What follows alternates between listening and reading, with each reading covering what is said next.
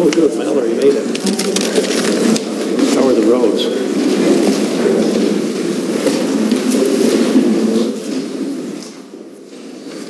Yeah, I'm ready.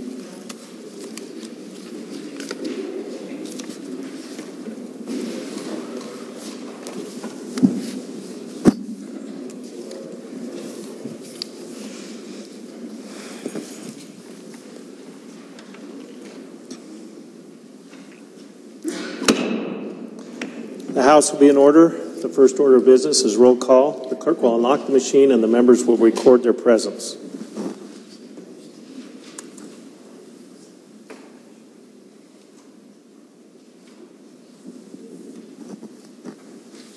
Have all the members recorded their presence? Representative Malik is here. I'll get him. Representative Morse is here. I think we're good. Clerk will lock the machine and record the roll.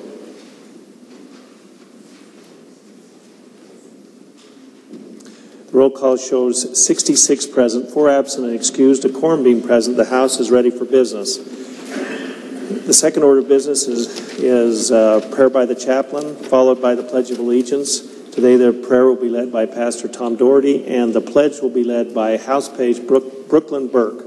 Will the guests in the gallery please rise? Writer and educator William Perky says this: "You've got to dance like there's nobody watching, love like you'll never be hurt, sing like there's nobody listening, and live like it is heaven on earth." Let's pray. Our Heavenly Father, thank you for another great day to be here. May this day bring wonderful blessings to all our workers in this place.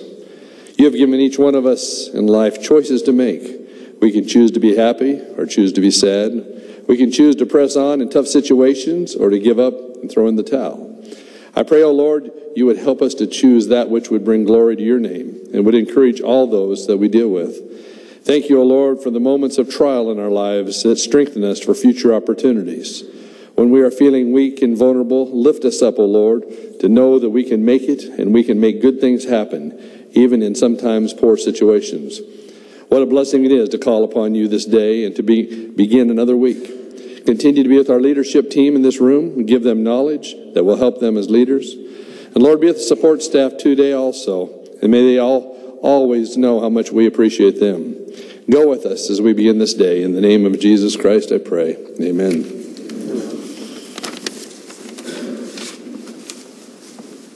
I Pledge allegiance to the flag of the United States of America and to the republic for which it stands, one nation under God, indivisible, with liberty and justice for all.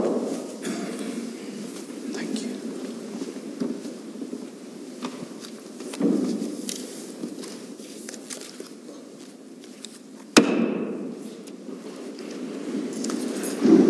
The House will now advance to the third order of business, approval of the Journal. The House is at the third order. February 25th, 2013. Mr. Speaker, we, your Committee on Judiciary Rules and Administration, report that we have read and approved the House Journal of the 47th Legislative Day and recommend same be adopted as corrected. Moved by Wills, seconded by Burgoyne. You've all heard the motion. All those in favor say aye. Those opposed say nay. The ayes have it. The motion carries and the report is adopted. The House will now advance to the fourth order of business, consideration of messages from the Governor and the Senate. The House is at the fourth order. From the Senate, February 22nd, 2013. Mr. Speaker, I transmit herewith enrolled Senate Bills 1076 and 1077 for the signature of the Speaker. Novak, Secretary of the Senate. Senate Bills 1076 and 1077 will be signed by the Speaker and returned to the Senate. From the Senate, February 22nd, 2013. Mr. Speaker, I return herewith enrolled House Bills 115, 40, 81, 84, 83, and 17, which have been signed by the President. Novak, Secretary of the Senate. House Bills 115, 40, 81, 84, 83, and House Bill 17 will be referred to Judiciary Rules and Administration for delivery to the Governor. From the Senate, February 22nd, 2013. Mr. Speaker, I transmit here with Senate Concurrent Resolution 114, 115, Senate Bills 1101, 1102, 1103, 1104, and Senate Bills 1034 and 1035, which have passed the Senate. Novak, Secretary of the Senate. Senate Concurrent Resolution 114, Senate Concurrent Resolution 115, Senate Bills 1101, 1102, 1103, 1104, 1034, and 1035 will be filed for first reading. The House will now advance to the fifth order of business, report of standing committees. The House is at the fifth order. The gentleman from District 6. Thank you, Mr. Speaker, for a personal privilege. The gentleman has the floor. Thank you, Mr. Speaker. In the gallery today, we have a famous personage. Former Representative Liz Chavez, who is here to observe our proceedings today, and also a hearing over in the Senate this afternoon. Would you join the good lady from 6 and I in welcoming Liz back to the House? Welcome back, Representative Chavez. The House is at the fifth order. February 25th, 2013. Mr. Speaker, we, your Committee on Judiciary Rules and Administration, report that we have printed House Concurrent Resolution 12 and House Bills 10, 11, 12, 13, 14, 15, 16, and 17. House Concurrent Resolution 12 and House Bill 210 will be filed for second reading. House Bills 211 and 212 will be referred to Health and Welfare Committee. House Bill 213 and 214 will be referred to Judiciary Rules and Administration Committee. House Bill 215 will be referred to the State Affairs Committee. House Bill 216 and 217 will be referred to the Transportation Committee. February 25th, 2013. Mr. Speaker, we, your Committee on Judiciary Rules and Administration, report that we have enrolled House Bill 12 as amended in the Senate. House Bill 12 as amended in the Senate will be signed by the Speaker and returned to the Senate for the President's signature. February 25th, 2013. Mr. Speaker, we, your Committee on Judiciary Rules and Administration, report that we have transmitted enrolled House Concurrent Resolution 2 to the Secretary of State at 11:31 a.m. as of this date, February 22nd, 2013. Will's Chairman. February 22nd, 2013. Mr. Speaker, we, your Committee on Transportation and Defense, report that we have had under consideration House Concurrent Resolution 8 and recommend that it do pass. Palmer, Chairman. House Concurrent Resolution 8 will be filed for second reading. February 25th, 2013. Mr. Speaker, we, your Committee on Education, report that we have had under consideration House Bill 205 and recommend that it do pass. DeMordaunt, Chairman. House Bill 205 will be filed for second reading. Without objection, the House will now advance to the seventh order of business, motions, memorials, and resolutions. The House is at the seventh order. In the Senate, Senate Concurrent Resolution number 114 by Judiciary and Rules Committee, a concurrent resolution stating findings of the legislature and rejecting certain rules of the Idaho State Police relating to rules of the Idaho Peace Officer Standards and Training Council. Senate Concurrent Resolution number 115 by Judiciary and Rules Committee, a concurrent resolution stating findings of the legislature and rejecting a certain rule of the Idaho State Police relating to rules of the Idaho Peace Officer Standards and Training Council. Senate Concurrent Resolutions 114 and 115 will be referred to the Judiciary Rules and Administration Committee. The House will now advance to the eighth order of business, introduction, first reading, and reference of bills and joint resolutions. The House is at the eighth order. In the House of Representatives, House Bill number 218 by Education Committee, an act relating to school bonds, amending Section 331107 Idaho Code to revise provisions relating to the issuance of school bonds, to establish certain provisions relating to an annual tax levy, to establish provisions relating to the adoption of an amortization plan, to provide that bonds may be issued as serial or term bonds, to establish provisions relating to interest and that each bond shall be numbered, to provide that each issue shall mature and be paid in full, not more than 30 years from the date of the bonds, and to establish that no issue shall be sold at less than its aggregate par value. Repealing Section 331108 Idaho Code relating to the printing of bonds, amending Section 331109 and 1111 to revise provisions relating to the public or private sale of bonds, to provide for electronic bids, to remove language relating to electronic bidding, and to remove language relating to the sale of certain bonds at less than par value. Repealing Section 331116 relating to refunding bonds, amending Section 331117 and 331121 to revise provisions relating to the refunding of bonds, establish additional provisions relating to the refunding of bonds, and to revise provisions relating to advance refunding of bonds. Repealing Section 331122 relating to the application of other statutes, repealing Section 331123 and 1124 relating to the resolution not to be amended or repealed. repealing Section 33-1125 relating to the application of bond proceeds and limitations, and amending Section 33-354 to provide correct code references. In the Senate, Senate Bill number 1101 by Finance Committee, an act appropriating additional monies to the Department of Parks and Recreation for fiscal year 2013 and declaring an emergency. Senate Bill number 1102 by Finance Committee, an act relating to the appropriation to the Department of Self-Governing Agencies for regulatory bonds, amending Section 1, Chapter 278, Laws of 2012 to revise the appropriation to the regulatory boards for fiscal year 2013 and declaring an emergency. Senate Bill number 1103 by Finance Committee, an act appropriating additional monies to the State Tax Commission for fiscal year 2013 and declaring an emergency. Senate Bill number 1104 by Finance Committee, an act appropriating additional monies to the Department of Fish and Game for fiscal year 2013 and declaring an emergency. Senate Bill number 1034 by Judiciary and Rules Committee, an act relating to county jails, repealing Section 2625 Idaho Code relating to the governor's authority to order removal of prisoners. Senate Bill number 1035 by Judiciary and Rules Committee, an act relating to county jails, amending Section 2603 Idaho Code to establish additional provisions relating to the authority to designate detention officers to act as peace officers and to make technical corrections. House Bill 218 will be referred to Judiciary Rules Administration for printing. Senate Bills 1101, 1102, 1103, and 1104 will be filed for second reading. Senate Bills 1034 and 1035 will be referred to Judiciary Rules and Administration. Without objection, the House will now advance to the 10th order of business, second reading of bills and joint resolutions. The House is at the 10th order. In the House of Representatives, House Bill 203 by Appropriations Committee regarding appropriations, Department of Health and Welfare, Indirect Support Services, and Public Health Services. House Bill 142 by Health and Welfare Committee regarding dentists. House Bill 178 by Health and Welfare Committee regarding immunization boards. House Concurrent Resolution 6 by Health and Welfare Committee regarding prescription monitoring program. House Bill 162 by Education Committee regarding cosmeticians. Senate Bill 1031 by Commerce and Human Resources Committee regarding consumer transactions. House Bill 131 by Resources and Conservation Committee regarding water. House Joint Memorial 1 by Resources and Conservation Committee regarding Frank Church River of No Return Wilderness.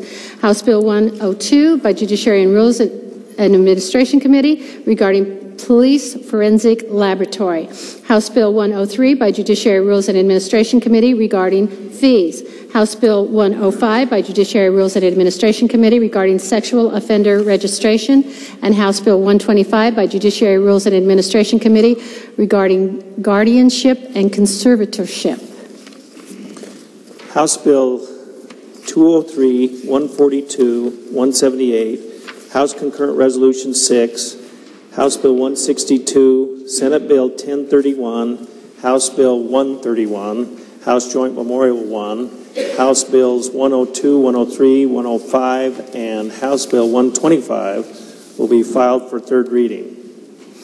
The House will now advance to the 11th order of business, third reading of bills and joint resolutions. The House is at the 11th order. The House will have under consideration Senate Bill 1016. Good lady from District 30. Thank you, Mr. Speaker. I ask for unanimous consent to dispense with further reading of Senate Bill 1016. You've all heard the unanimous consent request. Is there an objection? Hearing none, the good lady has the floor. Thank you, Mr. Speaker. Good members of the House. The Supreme Court is required under Article 5 of the Idaho Constitution to submit defects and omissions in the law to this body. This is one of the bills submitted by the Supreme Court to correct a defect. This bill simply removes subsection 3, which states that a bail agent's license filed with the clerk of the court is deemed proof that the bail agent is properly licensed.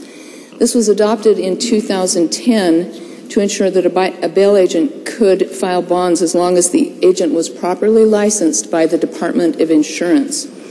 Now this provision is no longer needed under subsection 3, and it's obsolete because of technology advances. Anyone can check whether an agent is authorized to write insurance, including bail bonds, by checking the agent's name on the Department of Insurance website. It just takes a few seconds.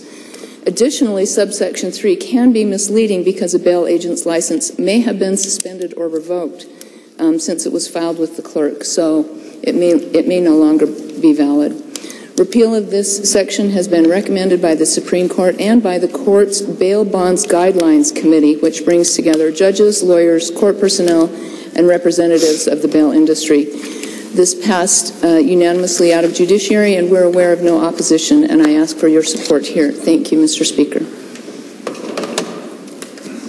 Is there further debate? Hearing none, the debate is closed. The question is, shall Senate Bill 1016 pass the House? The clerk will unlock the machine and the members will cast their votes.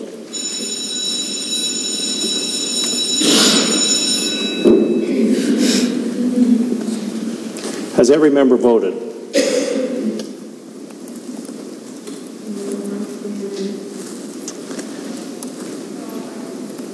Representative Gannon, Representative DeMordaunt. Does any member wish to change his vote? Representative Gannon votes aye. The clerk will lock the machine and record the roll. The roll call shows 67 ayes, 0 nay, 3 absent and excused. House Bill 1016 has passed the House. Is there a correction to title? Hearing none, Senate Bill 1016 will be transmitted to the Senate. The House will now have under consideration Senate Bill 1017. Good gentleman from District 15. Mr. Speaker, I ask unanimous consent to dispense the reading of Senate Bill 1017. You've all heard the request. Is there an objection? Hearing none, the good gentleman has the floor. Thank you, Mr. Speaker.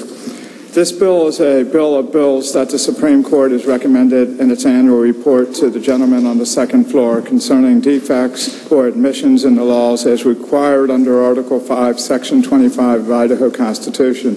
The Idaho Constitution, Idaho Code 19-39 through 19-3944 concerns the procedure followed when misdemeanor convictions is appealed. These statutes date back to territorial days long before the Magistrate Division came into being in 1971. They are now obsolete and in conflict with the provisions of the Idaho criminal rules for such appeals. This bill would repeal the outdated statute, removing confusion and better move appeal properly forward. This bill has no impact on general funds. Thank you. Is there further debate? Hearing none, the debate is closed. The question is, shall Senate Bill 1017 pass the House? The clerk will unlock the machine and the members will cast their votes.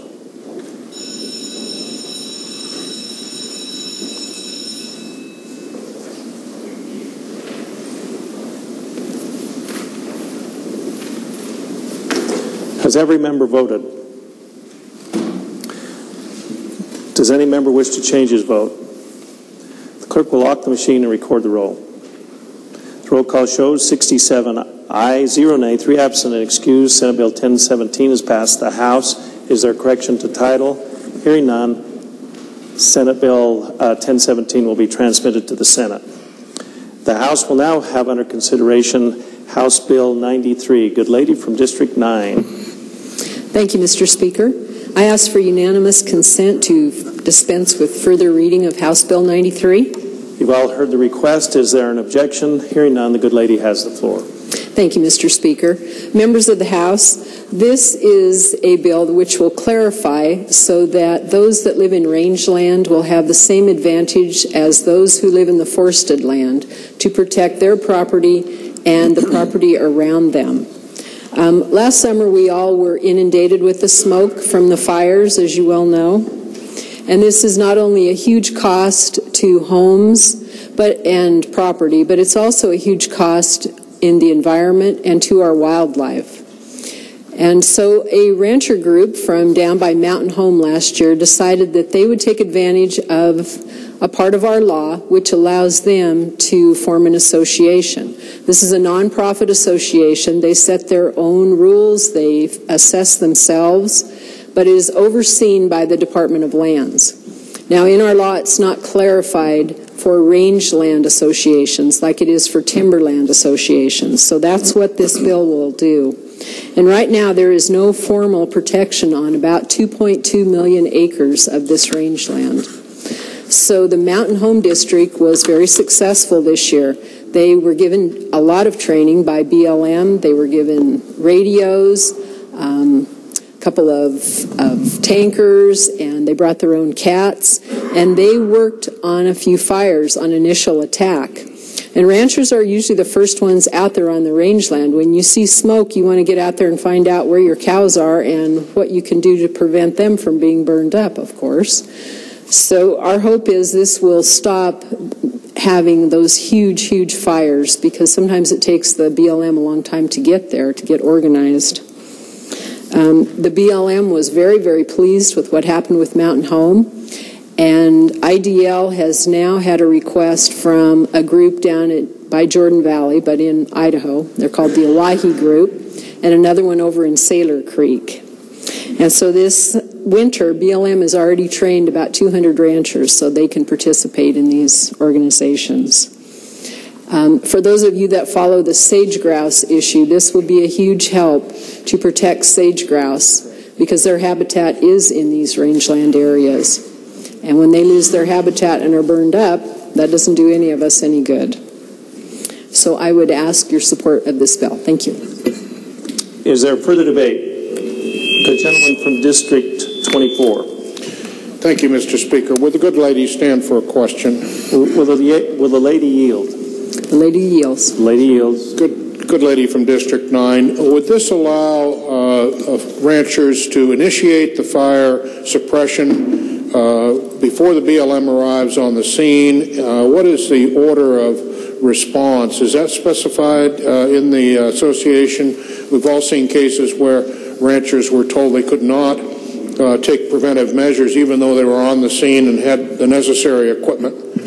How would that deal with this issue? Lady from 9. Thank you, Mr. Speaker. Good gentleman from 24. That's exactly what this will do. The MOU that is present in the Mountain Home one with IDL and BLM says the association will promptly, diligently, and to the best of their ability control and extinguish the fire using the best methods determined by the association. So they are the first responders.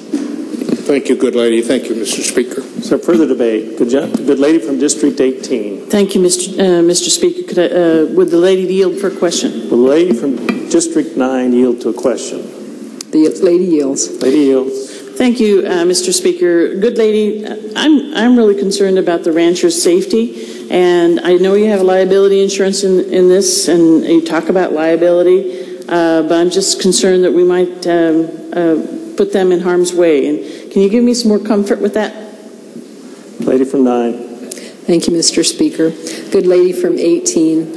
As I mentioned, the BLM has been training ranchers for this to keep them out of harm's way, and they have special protective equipment just like the wildland firefighters from BLM, and they have their radios, and they're very well aware of what the dangers are. Thank you. Is there further debate? The gentleman from District 23. Thank you, Mr. Speaker. Debate in favor of the bill. Gentleman has the floor. Thank you, Mr. Speaker.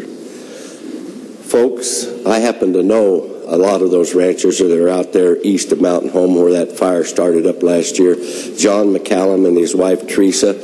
I happened to visit out there during the last stages of that fire, and those folks were first on the line. He had his Caterpillars going, he had water machines going with tanks spraying the water, and they stopped a lot of damage that would have happened otherwise. They were the first responders. They love the ground. They want to protect themselves and the consequence of a fire. So I'm in full favor of this bill, and it should be expanded even further and further and further so that we have full cooperation between the men and women who love the ground and make their living off of it and the government agencies. Thank you.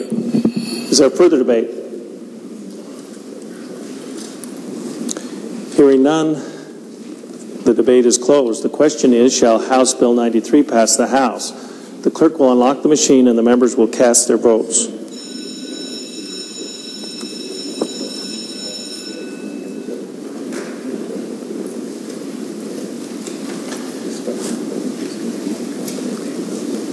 Has every member voted?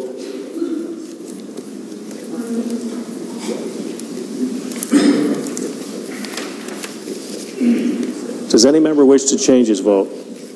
The clerk will lock the machine and record the roll.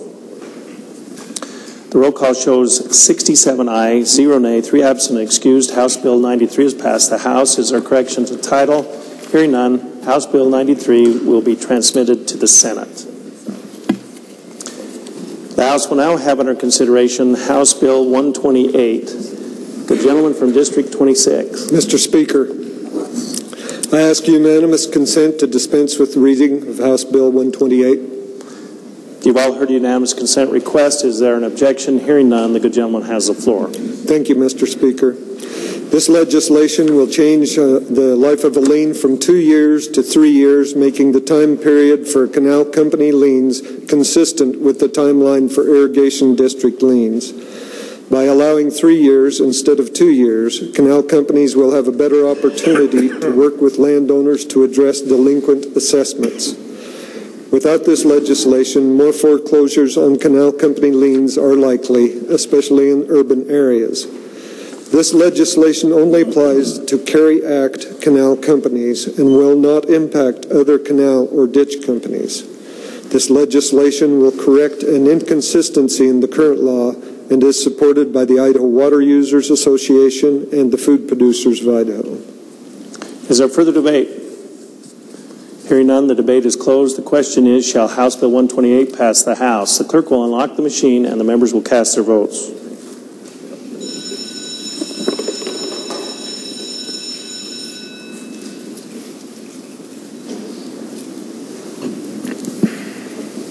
Has every member voted?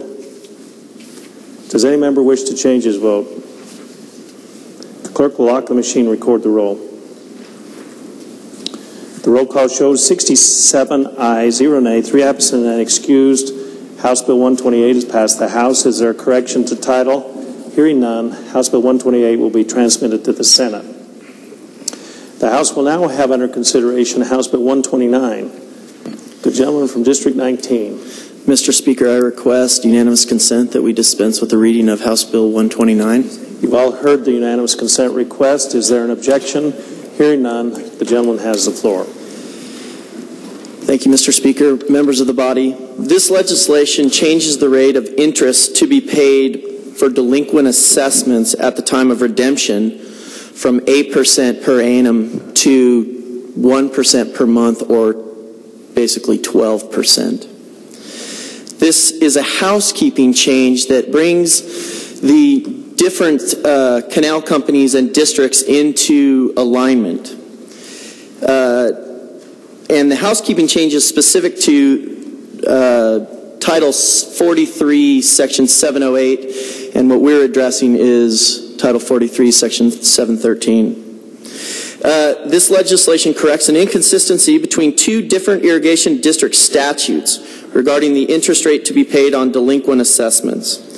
The interest rate in the legislation is consistent with the interest rate allowed to be charged by Carey Canal companies for delinquent assessments and by counties for delinquent property taxes. Now, members of the body, I didn't know what a Carey Canal Act was before this, so I thought I would just really quickly describe that.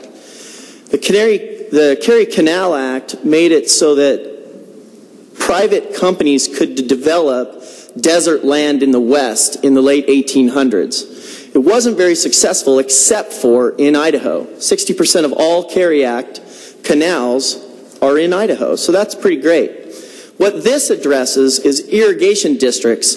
Carey canals can currently charge 12%. Irrigation districts charge 8%. What they're trying to do is bring these together into one kind of uniform interest rate for people who are delinquent in their assessments. So with that, I ask for your green light on this bill, House Bill 129. Is there further debate? The gentleman from District 23. Would the gentleman from District 19 yield to a question? Will the gentleman yield? Gentleman yields. Gentleman yields. Thank you, Mr. Speaker. Gentleman from 19.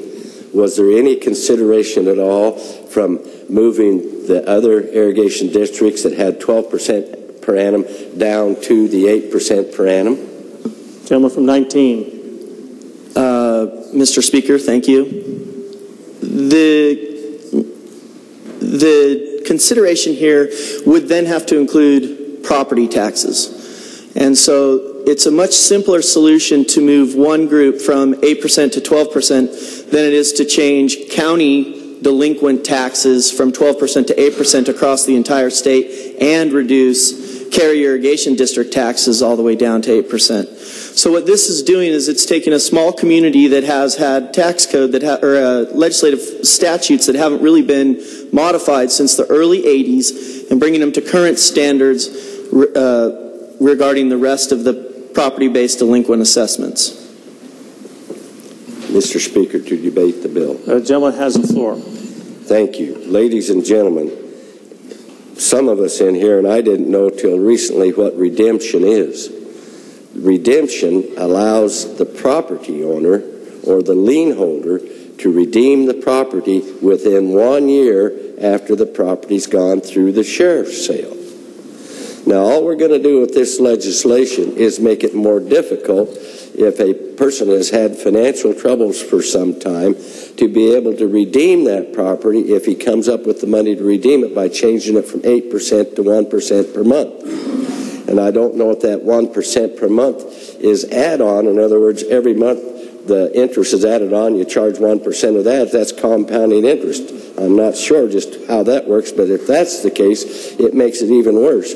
And therefore, I feel in the interest of the previous property owner being able to redeem the ground that we shouldn't make it more difficult.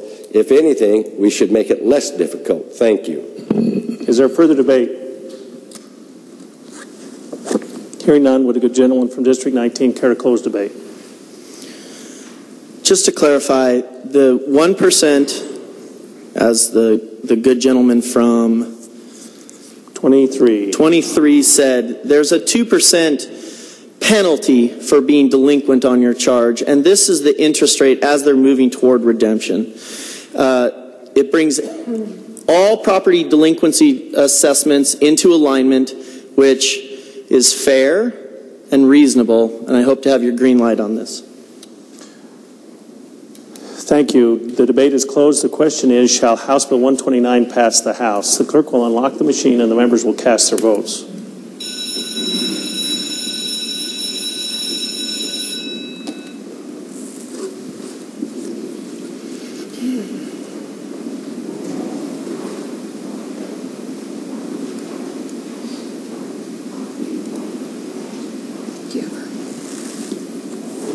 Has every member voted? Does any member wish to change his vote? The clerk will lock the machine and record the roll.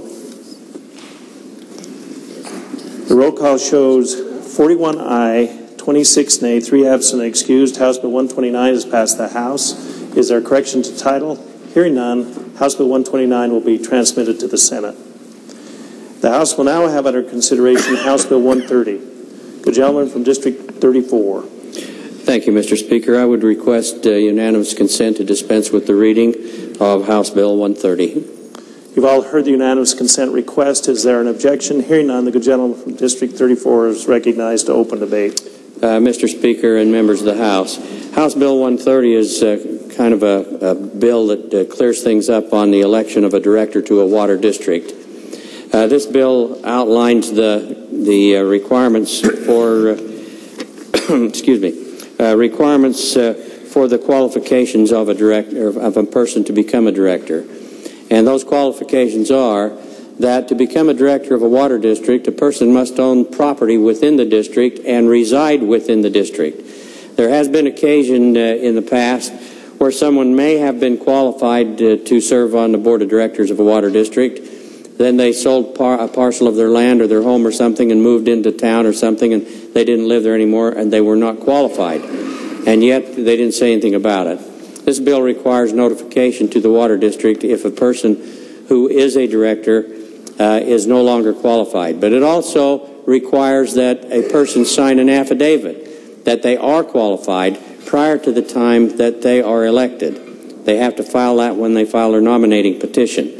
It also requires that that nominating petition have 6 signatures on it of people who are petitioning to have that person nominated for election to a director. This is a good bill. Most districts have been following this for years and years, but this puts it in statute so that nobody can wonder whether or not a person is actually qualified to serve as a director of a district.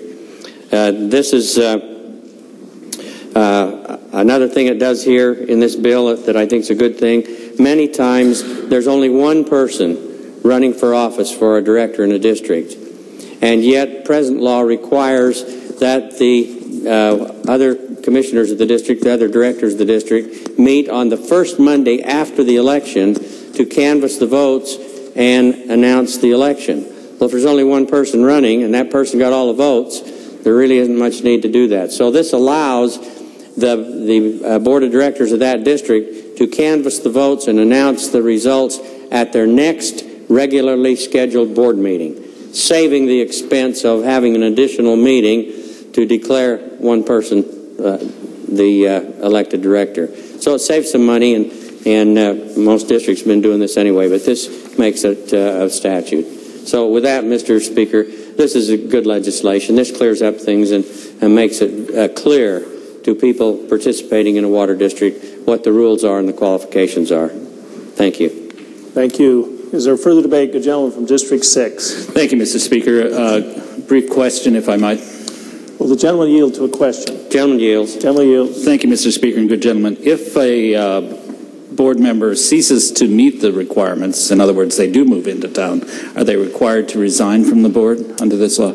Gentleman from 34. Mr. Speaker, good gentleman from 6. Yes.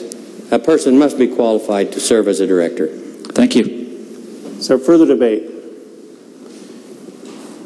Hearing none, the debate is closed. The question is, shall House Bill 130 pass the House? The clerk will unlock the machine and the members shall cast their votes.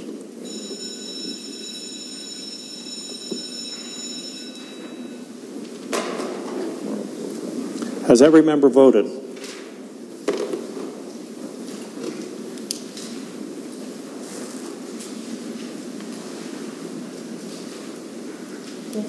Representative Gestrin.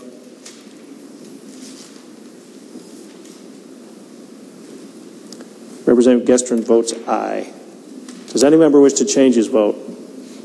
Clerk will lock the machine and record the roll. The roll call shows 67 ayes, 0 nay, 3 absent and excused. House Bill 130 has passed the House. Is there correction to title?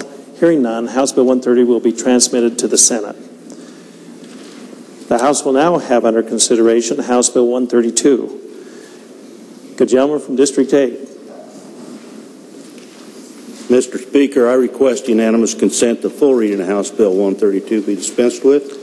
You've all heard the request. Is there an objection? Hearing none, the good gentleman from District 8 is recognized to open debate. Thank you, Mr. Speaker. Today I bring to you House Bill 132, which is a fire trespass liability piece of legislation. This piece of legislation is to help reduce the exposure that the landowners and contractors have in regards to trespass of fire. Recently, the federal government brought a lawsuit in California against Forest Products Company for the spread of a forest fire. And let me give you an example of what happened in that case. And we must keep in mind that federal common law looks to state law unless it is hostile to the feds, which in this case we're making this uniform for trespass onto any lands. But in that California case, a timber company received a bill from the federal government for $781 million, when actually the suppression costs were $20 million, and the net worth of the timber loss was about $22.5 million. So they actually sued for 18 times the actual value. Well, another thing that they added and found in this situation was that they could sue for intangible environmental damage. And that was $470 million in that suit. Well, we found here in Idaho that our statute wasn't very clear when it came to protecting the landowner or the contractor from the trespass of fire when it came to intangible environmental damage. So there's been other cases in the Ninth Circuit that have been not favorable to railroads, county, highway, water districts, utilities, contractors. And so we bring you this bill today, 132, to limit intangible to actual loss and not intangible environmental damage. Essentially, this relates to, in Section 2,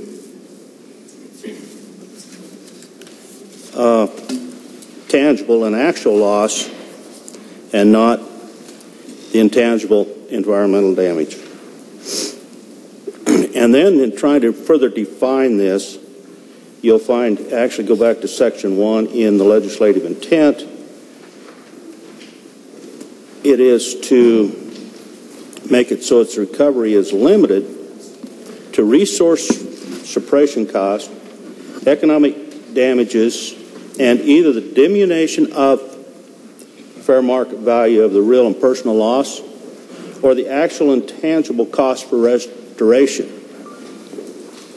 And I offer today that restoration costs are based on an industry standard of what restoration cost is, and that's to put native species back out there on the land, not necessarily bring back 100-year-old trees and try to plant them back in the forest. And we go to Section 2. We also put in here that it has to be willful. If there's any time that a fire is started that willfully or intentionally, that would be the only time you would be able to claim treble damages. But it would have to be concluded that it was willful and intentional when the fire was started. Now, if you go to Section 3, you'll find that in negligent or unintentional acts,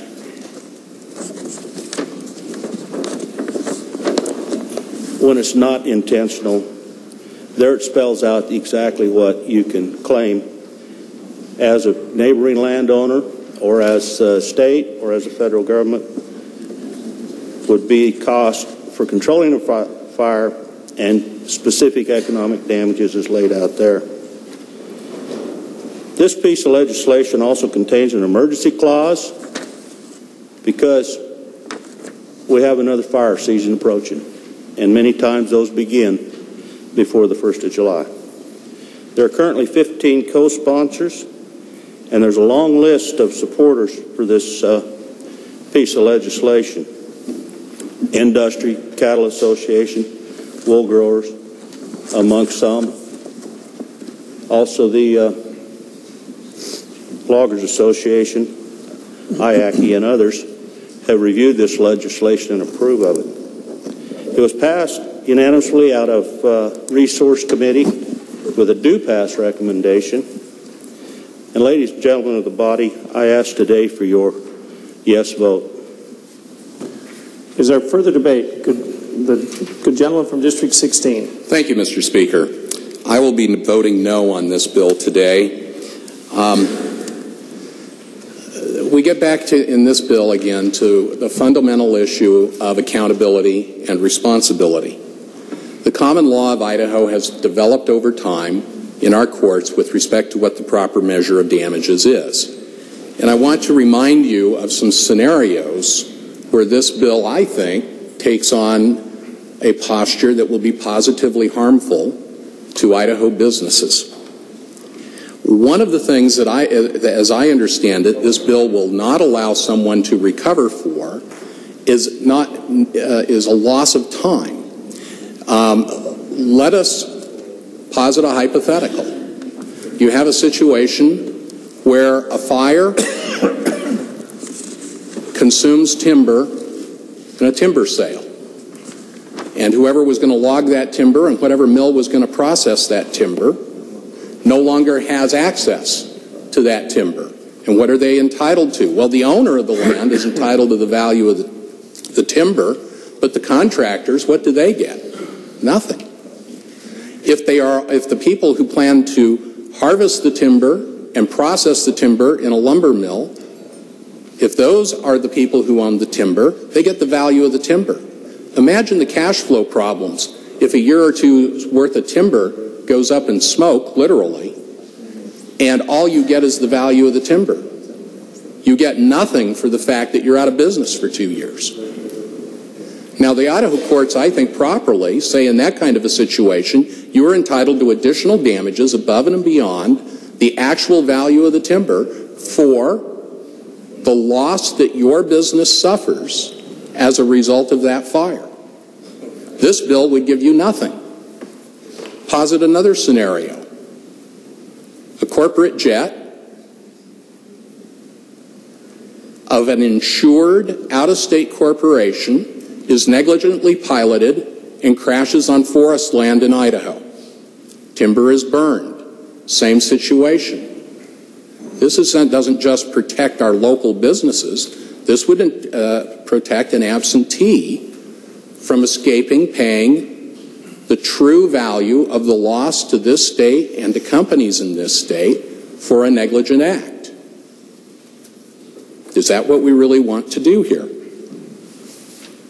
What about individuals? This doesn't just protect Idaho companies from liability. It would protect individuals who negligently start fires and put people out of work and deprive businesses of business income.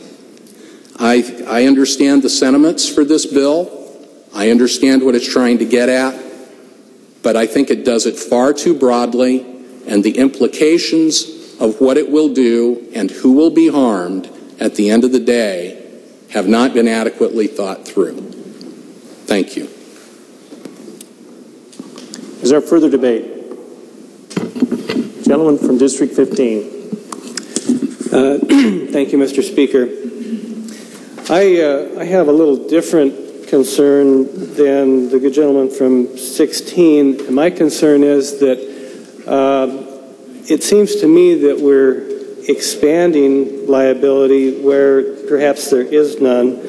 If you look at subsection 3 on page 2, lines 17 and 18, that is the current law about what is authorized as damages, and it says that it is the costs in controlling or extinguishing the same, and it outlines that this applies to the state.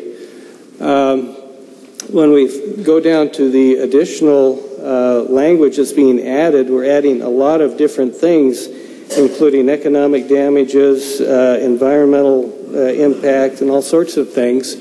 It seems to me a much better way to approach this, if indeed the intent is to limit liability, is to say that, just put an only in there, and say that it's on line 17, that it's liable only for the costs incurred by the state or its authorized agencies. And if you want to throw the federal government in there for good measure, because that's apparently where this is coming from, I think that would solve the problem instead of adding all of these other counts of damage. It also, I think, would address the good gentleman from 16's problems, that if there are private persons that are damaged that have a claim, they would not be precluded, because this applies simply to state and governmental agencies that are trying to seek recovery of suppression costs. So I think this is and I understand the Farm Bureau and a lot of folks have looked at this, but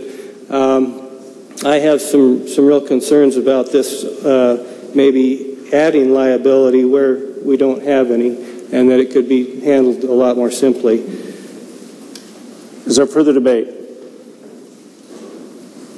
Gentleman from District 9. Thank you, Mr. Speaker. And I think we're seeing ghosts in this bill that perhaps are not there. And this is a bill to limit the liability, as the good gentleman from 8 described, that there was a lawsuit in California, and they were sued and got intangible damages. And I think that's what this bill is trying to limit, is those intangible damages from ever being collected.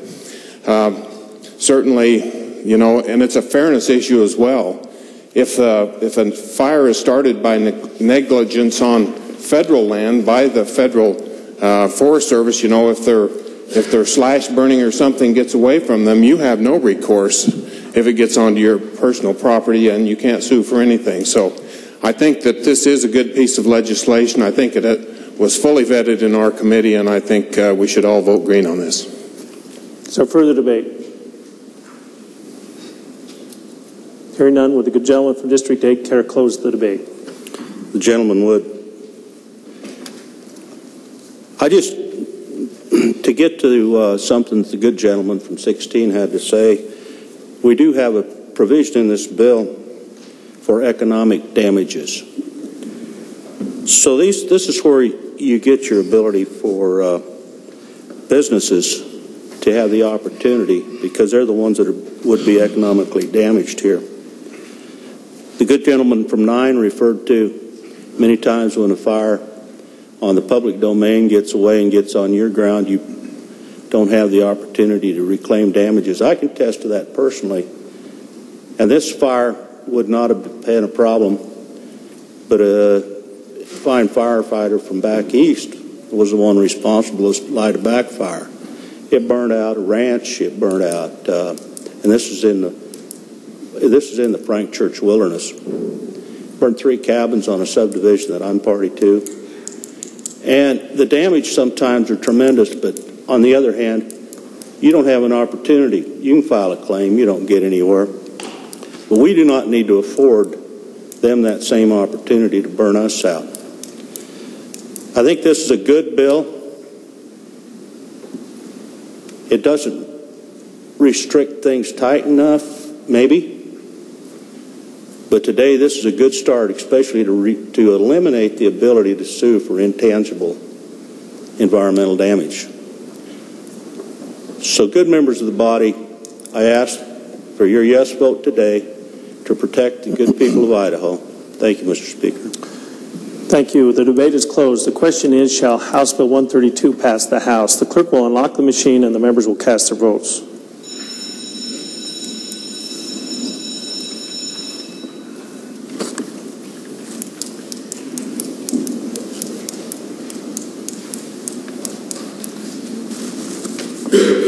Has every member voted? Does any member wish to change his vote? The clerk will lock the machine and record the roll. The roll call shows 60 ayes, 7 nay, 3 absent and excused. House Bill 132 has passed the House. Is there a correction to the title? Hearing none, House Bill 132 will be transmitted to the Senate. The House will now have under consideration House Bill 139. Good gentleman from District 19. Thank you, Mr. Speaker. I ask unanimous consent that we dispense with further reading of House Bill 139. You've all heard the request. Is there an objection? Hearing none, the good gentleman from District 19 is recognized to open debate. Thank you, Mr. Speaker. Members of the body, House Bill 139 is actually the legislature fixing a perceived overstep by the Tax Commission in 2012. In 2012, House Concurrent Resolution 33 rejected a rule that the Tax Commission had propagated, and the Tax Commission, along with Brent Hill and the Association, or the Idaho Society of Certified Public Accountants, worked together to solve this problem. So in the initial rulemaking process, the initial problem was in audits, our tax commission encountered several abusive partnerships. Those abusive partnerships operated extensively in Idaho, but they had their partners perform services in non-tax states like Wyoming, Nevada, and Washington. And then they would pay their partners through something called a guarantee of payment, thus avoiding paying any tax in Idaho. The problem with that was that if you are an S corporation as opposed to an LLC partnership, you would have paid some tax in Idaho. So there was unfair treatment between what was an LLC partnership and an S-corp. The bill basically involves individuals who own a business and profit from that business and also serve as an officer within that business. Like I said, if the business operates as a C Corp or an S Corp, the salary is to the business owner is taxed to the state where the employee performs the service. So for example, if I perform an outdoor program as a part of my company in Wyoming, I would pay some tax in Idaho because I live in Idaho, and some tax in Wyoming, except for Wyoming doesn't have an income tax. So therein lies a problem, because we are kind of hemmed in by 3 states that don't have an income tax. So the issue became whether or not a guarantee of payment should be considered a distributive share in all cases, or should it be considered a salary in some cases and a distributive share in other cases.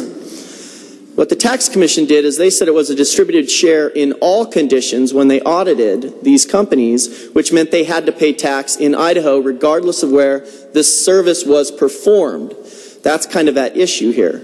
So this is a somewhat complex bill that actually impacts generally a few people, but these people were abusing the system. So they came up with a compromise. The first $250,000 is paid as a salary. A guarantee of payment is treated as a salary and thus taxed in the states where the services are performed. Anything above and beyond that is taxed as a distributive share and thereby taxed in Idaho because the business is located in Idaho.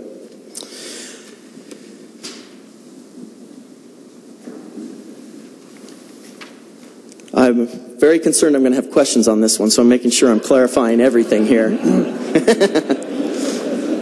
I can't see anybody to the right of me because of this pillar. You're doing a great job, all except for the reference to a person's name. And so the body would tune up on that little issue. Starting on page 90 in your Mason's manual, it talks about the debate decorum. So anyway, other than that, you're doing a great job. I meant the good President Is the gentleman ending his opening? I am just about done with my opening, sir. I ask for unanimous vote, 100%. The gentleman can always ask. Is there further debate? Wow. Hearing none, the debate is closed. The question is, shall House Bill 139 pass the House? The clerk will unlock the machine and the members will cast their votes.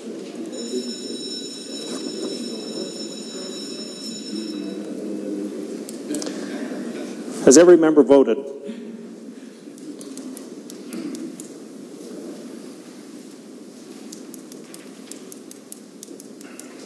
Does any member wish to change his vote? Burgoyne?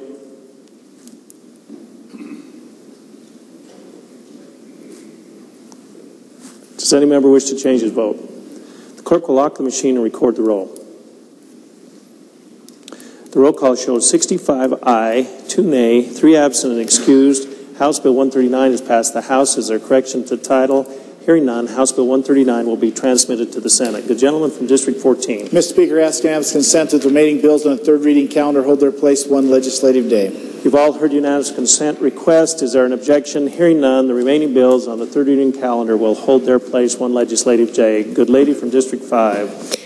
Mr. Speaker, I rise for a point of personal preference. Lady has the floor. I would just like to ask the body to please join me in welcoming my daughter Amy, who is joining us today in the gallery. Without objection, the House will... Oh, good lady from District 29. Oh, yeah. Okay, a point of personal privilege, please. The good lady has the floor. Thank you. I have 2 of my granddaughters up in the stand. One is Brooke Jensen, lives here in Meridian. The other is Shantae Jensen, and she's a teacher from Las Vegas. Welcome to the gallery. Without objection, the House will now advance to the 15th order of business, announcements. Are there announcements? The clerk may read. Following are the standing committee meeting announcements for this afternoon. Business Committee will meet this afternoon at 1:30, East Wing, Room 41, Henderson, Chairman. Commerce and Human Resources Committee will not meet this afternoon, Hartgen, Chairman. Judiciary Rules and Administration Committee will meet this afternoon at 1:30, East Wing, Room 42, Wills, Chairman. Judiciary Rules and Administration Subcommittee will meet upon adjournment, East Wing, Room 42, Luker, Chairman. Resources and Conservation Committee will meet this afternoon at 1:30, East Wing, Room 40, Denny, Chairman. For tomorrow morning, Education Committee will meet tomorrow morning, Thursday, February 26th at 9 a.m., East Wing, Room 41, DeMordaunt, Chairman. Health and Welfare Committee will not meet tomorrow morning, Wood, Chairman. Revenue and Taxation Committee will meet tomorrow morning at 9 a.m., East Wing, Room 42, Collins, Chairman. And State Affairs Committee will meet tomorrow morning at 9 a.m., East Wing, Room 40, Lurcher, Chairman. The House will now advance to the 16th order of business, adjournment. The House is at the 16th order. The gentleman from District 14. Mr. Speaker, I move that the House do now adjourn until the hour of 11 a.m., Tuesday, February 26, 2013. Mr. Speaker, I second the motion. You've all heard the motion. All those in favor say aye. Those opposed say nay. The ayes have it. The motion carries, and the House will stand adjourned until the hour of 11 a.m., Tuesday, February 26, 2013.